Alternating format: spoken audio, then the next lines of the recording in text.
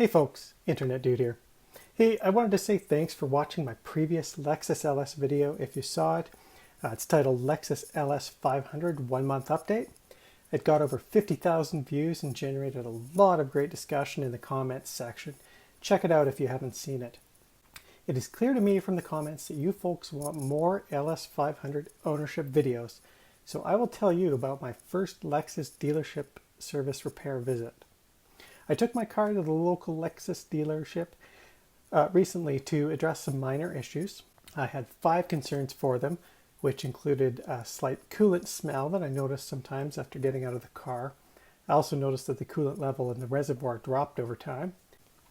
Second, the car was not sitting level when I looked at it from the rear. I had measured the rear height from side to side a few times, at the wheel wells. One time it was out by 6 millimeters side to side, and the other time it was out by 20 millimeters. Third, the steering wheel is not aligned. It's slightly to the right. I was told the only way to fix that is with an alignment. I also inquired about the slight squeak noise from the firewall when I pressed the brake pedal hard. And lastly, I wanted new wiper blades installed.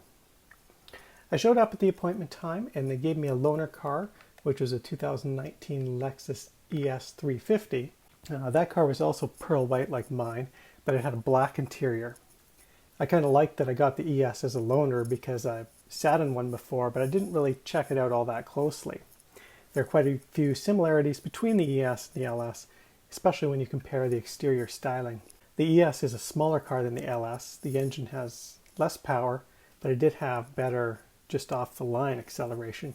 I assume due to being no turbos in the ES. The seat in the ES was more basic in terms of the adjustability, and although it was heated and cooled, there was no massage function.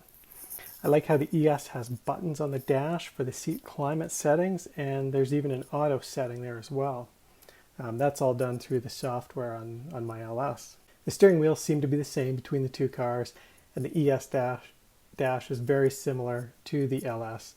The ES rode well on the roads. I was surprised how smooth it was on the bumpy areas, and I felt the fuel economy was pretty similar to what my car gets. So I returned later in the day to pick up my car, and here were the results.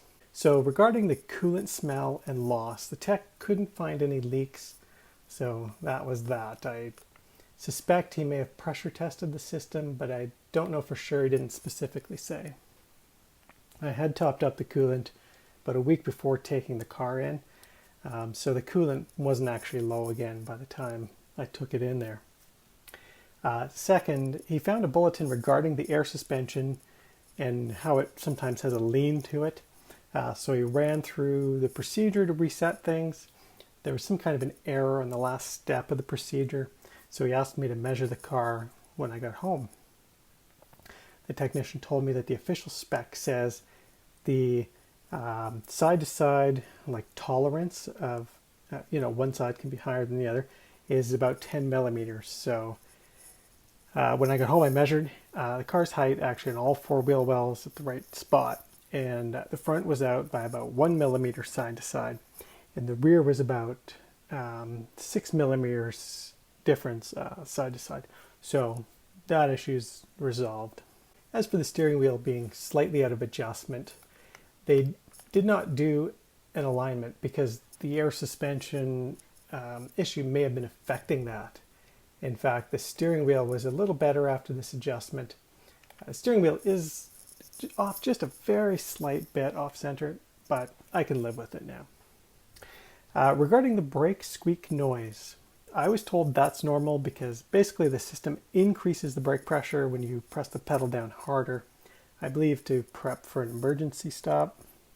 So when the pressure goes up, the actuator makes that squeak noise. And lastly, they were out of stock on wiper blades. So overall, my first dealer service visit was a little bit hit and miss. I discovered later in the day a few dirt marks on the headliner of my car that weren't there before, and they must have been caused by a tech at the dealership. So the next day, I emailed the service advisor I dealt with to show him the dirty marks in the headliner and let him know that the air suspension was okay now. I didn't hear back for a couple of days, so I phoned them up to talk to them to make sure they saw the photos. Long story short, I got an email from the service manager apologizing for those marks, and they would clean them up when I brought the car back. I then set up a follow-up appointment for the headliner cleaning and the wiper blade replacement. So I think it was the next day or the day after that, I was out for a drive around the city for nearly an hour. For the most part, just gentle cruising. Then I decided to go to the highway and floor it. Well, to my surprise, I saw a cloud of white smoke coming out of the exhaust when I did that. The car was warmed up, obviously, and the temperature outside was nearly 20 degrees Celsius, so the first thing that came to my mind was, oh no, the coolant is being burned internally, maybe by the turbos. So I set up the GoPro on the rear window the next day and went for a short drive, and then I did some full throttle acceleration, some spirited driving. And as you can see from this footage, there's some white smoke coming out of the exhaust when the car is under wide open throttle, full boost, like higher RPM. So I let the dealership know of this and waited until that service appointment. So the next time I dropped the car off again, I got a loaner right away. This time it was a Lexus UX250H, which is a compact crossover hybrid. Let me tell you, it reminded me so much of the Priuses I used to drive. You know, the hybrid system. I like that the gas engine shuts off on a regular basis while stopped. That just makes so much sense. I know that's a controversial thing, though, I learned in the comments. I told the service advisor that I had a video of the white smoke coming out of the exhaust, but he said they didn't need it. So a few hours later, they called me and I picked up my car. They cleaned the headliner, looks great. They replaced the wiper blades and they checked the coolant situation again. They said there's no signs of coolant accumulation in the exhaust or other signs of leaks. They also road tested the vehicle and were not able to duplicate the concern of the white smoke. So that's it for now. I'm going to continue to monitor the coolant situation. I had topped up the coolant twice since buying the car. So as it stands right now, I guess I just need to wait until the coolant reservoir is bone dry and then contact them for further diagnosis.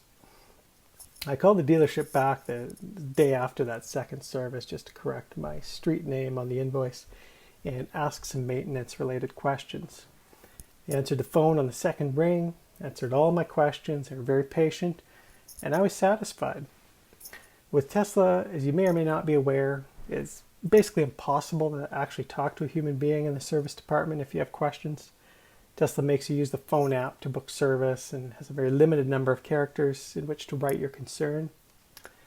Well, I hope you appreciate that I took the time here to share my honest, real-world car ownership experiences with you. I'm going to have more Lexus videos in the future, but I will also have some other car-related videos since I do own a variety of cars. Please like and subscribe, and thanks for watching.